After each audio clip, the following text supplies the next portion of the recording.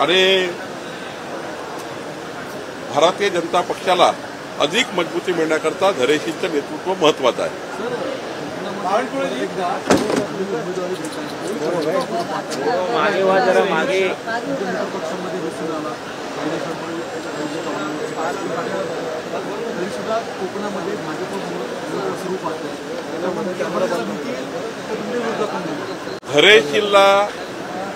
धैर्यशील पाटीलच्या संघटन कर्तृत्वावर त्याच्या कर्तृत्वावर त्याला सीट मिळाली आहे. ही सीट कोणाच्या विरुद्ध नाहीये. कोकणामध्ये भारतीय जनता पार्टी मजबूत आहेत, ते पहिल्यापासून आहे. आणि त्यामुळं मित्र पक्षाला काही थ्रेट देण्याकरता, याला थ्रेट देण्याकरता नाही आहे, तर भारतीय जनता पार्टीचा उत्कृष्ट नेता म्हणून धैर्यशील पाटलाची निवड झाली आहे. धैर्यशील पाटील यांनी मागची लोकसभा निवडणूक लढण्याचा देखील त्यांनी चंग धरलेला होता, परंतु आता तुम्ही त्यांची राज्यसभेवरती निवड केलेली आहे. सुनील तटकरेंना हा शह देण्याचा भाजपचा प्रयत्न आहे का रायगडमध्ये? मी वारंवार सांगतो आहे की कुणाला शह देण्याकरता धैर्यशील पाटील नाही आहे. धैर्यशील पाटील या लोकसभा निवडणुकीत ही सीट भाजपला येईल, युतीला येईल असं वाटलं होतं.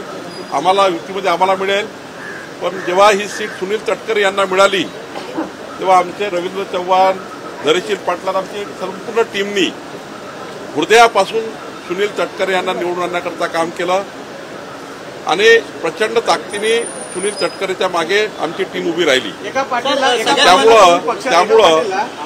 त्यामुळं धैर्यशीलला जरी सीट मिळाली नाही रायगडची, तरी त्याला त्यांच्या कामाचं हे पक्षाने नोंद घेतली आहे.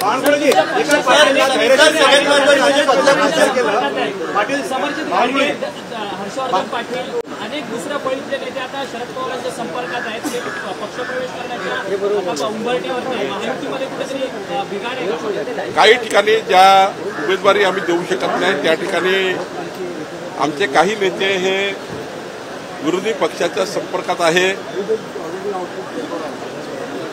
ते तिकीट त्यांना विधानसभा लढायची आहे. आम्ही त्यांना विनंती करतो आहे की महायुतीच्या पुढच्या सरकारमध्ये ते सर्व सहभागी राहणार आहे. त्यामुळे आम्ही त्यांना आपल्यासोबत ठेवण्याचा प्रयत्न करतो आहे. पण शेवटी राजकारणामध्ये खूप वेळ वाट पाहावी लागत असल्यामुळं काही नेते त्यांच्या संपर्कात गेले आहेत. पण अनेक नेते असे आहेत काँग्रेस, राष्ट्रवादी, शरद पवारजीकडले आणि काँग्रेसमधले आणि उद्धव ठाकरेकडे, तेही आमच्या संपर्कात आहे. विधानसभा लेवलचे नेते संपर्कात आहे. त्यामुळं आम्ही आमच्या कार्यकर्त्याला विनंती करणार आहोत, नेत्यांना विनंती करणार आहोत, असा कुठलाही निर्णय करू नये. पण कुणाला जर संयम नसेल तर एखाद्या वेळी तसा निर्णय होईल. पण भारतीय जनता पार्टी आणि महायुतीमध्ये सुद्धा महाविकास आघाडीचे खूप नेते पुढच्या काळात तुम्हाला दिसतील. बदलापूरसारख्या गंभीर घटनेवरती उद्धव ठाकरे अशी होती. खासदार अरविंद सावंत म्हणतात की देवेंद्र फडणवीसांना जबाबदार धरा, त्यांना फाशी द्या. आधीच्या सरकारमधलं काही घडलं असतं तर भाजपच्या नाच्या रस्त्यावरती उतरल्या असतं. किती योग्य वाटतं अशा इतकं खालच्या दर्जाचं गलिच्छ राजकारण करणारे उद्धव ठाकरे गटाचे नेते, ज्यांना प्रत्येक गोष्टीत राजकारण करायचं आहे, प्रत्येक गोष्टीमध्ये देवेंद्र फडणवीसांना टार्गेट करायचं आहे. देवेंद्र फडणवीस त्यांना संताजी जनादेसारख्या पाण्यात दिसतात आहे. आणि त्यांना माहिती आहे की देवेंद्रजीच्या विरुद्ध काही केल्याशिवाय महाराष्ट्रात त्यांची किंमत वाढत नाही. कोणी उठसूट देवेंद्रजी बोलतात, आपली किंमत वाढवून घेतात. या घटनेचं गांभीर्य सरकारने घेतलं आहे आणि इतकं गांभीर्य घेतलं आहे की साऱ्या ज्या ज्या सरकारला करायला पाहिजे त्या बाबी सरकारने केल्या आहे. सरकार पुढे करेलही. पण प्रत्येक घटनेमध्ये राजकारण करणे ही आता उद्धव ठाकरेंची, त्यांच्या टीमची केला चपाटाची सवय झाली आहे. त्यामुळे मला वाटतं या घटनेला सर्व पक्ष मिळून, या राज्यातले सर्व पक्ष, सर्व विचार एकत्र येऊन अशा घटना महाराष्ट्रात घडू नये याकरता काम केलं पाहिजे. अशा घटनांमध्ये विरोधी पक्ष आणि पक्ष, सत्ता पक्ष एकत्र आले पाहिजे आणि एकत्र येऊन पोलिसांचं मनोबल वाढवून अशा लोकांना ठेचून काढलं पाहिजे याकरता काम करण्याची गरज आहे. देवेंद्र फडणवीस अजित पवार जबाबदार आहेत. अजित पवारांनी राजीनामा द्यावा अशी मागणी अजित पवारांनी राजीनामा द्यावा या घटनेवरनं. लाडक्या बहिणीची योजना एका बाजूला राबवतात आणि अशा पद्धतीने घटना घडतात. आता विरोधी पक्षाला राजीनामा मागितल्याशिवाय काही कामच राहिलं नाही. त्यांनाही माहीत झालं आहे की महाराष्ट्राच्या सरकारने एवढं चांगलं काम केलं आहे की महाराष्ट्राच्या 14 कोटी जनतेनं महायुती सरकार मान्य केलं आहे. पुढेही हे सरकार प्रचंड बहुमताने येईल अशी मान्य झाल्या लोकांना. जेव्हा पायाखालची वाळू घसरायला लागली तेव्हा राजीनाम्याच्या गोष्टी करताय. जरा घोडा मैदान समोर आहे, घोडा मैदानात या, जनतेमध्ये जा. आम्ही चांगलं काम केलं असेल तर लोक आम्हाला मत देतील. मला विश्वास आहे की महाराष्ट्र सरकारने महायुतीने चांगलं काम केलं. एकनाथजी, देवेंद्रजी, अजित पवार या तीनही नेत्यांनी आपापलं कौशल्य या महाराष्ट्राकरता पणात लावलं. आणि जेव्हा 3 कौशल्यवान नेते, एकनाथजीचं आपलं वेगळं कौशल्य आहे, देवेंद्रजीमध्ये व्हिजनरी नेता म्हणून त्यांची ओळख आहे, अजित पवारांमध्ये एक कडक शिस्तप्रिय कार्यकर्ता आहे. हे तिहेरी एकत्र आल्यामुळं विरोधकाची त्या ठिकाणी पायाखालची वाळू सरकली. बहीण योजनेचा शुभारंभ होतोय. मुख्यमंत्री पोहोचलेले कार्यक्रमाला, भाजपचे कोणतेच नेते मंडळी पोहोचलेले.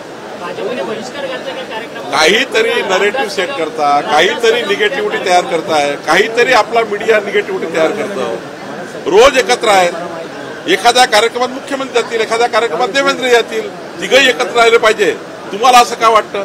मीडियाला, मीडियात का असं संभ्रम तयार करतं? महायुतीमध्ये, महाविकास आघाडीत का करत नाही असं संभ्रम तयार?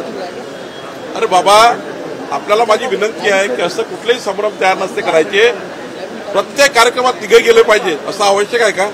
कधी कार्यक्रमात, आमच्याही भाजपच्या कार्यक्रमात कधी देवेंद्र येतात, कधी मी जातो. त्यामुळं असे मीडियासमोर प्रश्न येऊ नये असं मला वाटतं.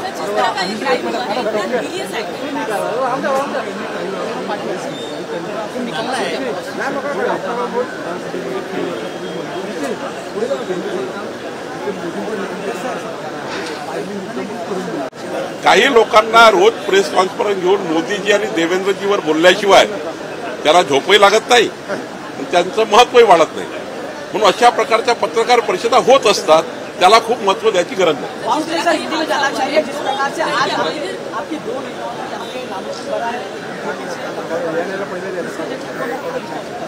देखिए, अजित पवार जी को पीयूष गोयल जी की रिक्त हुई जगह कमिटमेंट की थी. वो सातारा के जो चुनाव था लोकसभा का, उस समय हमने अपना कमिटमेंट पूरा किया. माननीय हमारे प्रधानमंत्री मोदी जी, हमारे अमित भाई, नड्डा जी, हमारा देवेंद्र जी, सारे लोगों ने कमिटमेंट किया था कि वो सीट उनको मिलेगी और हमारे खाते में सीट आएगी जो उदय राजन भोसले वाली, जो 2 साल की है.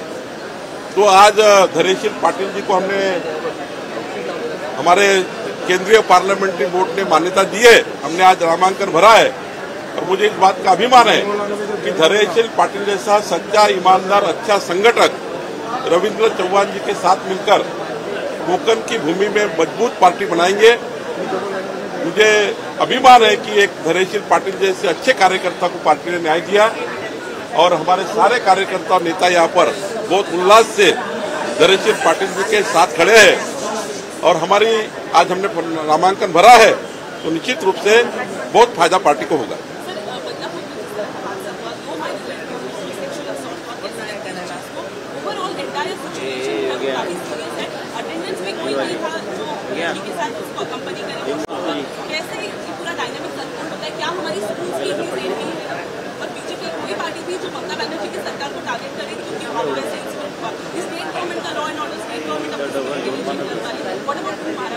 देखिए, घटना होने के बाद और वो सरकार में ध्यान में आने के बाद जिस प्रकार से हमारी सरकार ने, एकनाथ जी ने, देवेंद्र जी ने, अजित पवार जी ने जिस प्रकार से इनिशिएटिव लिए है, वैसे इनिशिएटिव ममता बनर्जी सरकार ने नहीं लिए. लेकिन नहीं, जिस दिन सरकार के ख्याल में आया, देखिए कोई बात जब सरकार के ध्यान में आती है उस समय सरकार क्या करती है इसके ऊपर ज्यादा डिपेंड होता है. हमारी सरकार ने पूरी तरह से जो जो करना चाहिए और आगे भी जो जो करना पड़ेगा, लेकिन महाराष्ट्र की 14 करोड़ जनता की भावना है, सारी पार्टियां मिलकर, विपक्ष और सरकार की सारी पार्टी मिलकर ऐसे घटनाओं को राजनीति में ना कन्वर्ट करे. ऐसी घटना दोबारा इस महाराष्ट्र में नहीं होनी चाहिए. कड़क शासन होना चाहिए. दोबारा कोई ऐसी हरकत ना करे, इसके लिए पूरी ताकत लगानी चाहिए. हमने पूरी सरकार के साथ खड़े रखे. हमने कई उदाहरण देखे देश में और अनेक सरकारों में जब ऐसी घटनाएं होती है, पक्ष और विपक्ष एक आकर इस घटना का मुकाबला करते हैं और सीधा शासन होने के लिए काम करते हैं। अपोजिशन की मेरी विनती है, भारतीय जनता पार्टी की सबसे बड़ी पार्टी का अध्यक्ष होने के नाते ऐसे चीजों में राजनीति मत करिए। उद्धव ठाकरे जी, सुप्रिया सुले जी, राजनीति करने के लिए बहुत मौके हैं, सामने चुनाव है, वहां राजनीति करेंगे, लेकिन ऐसी घटना में राजनीति मत करिए।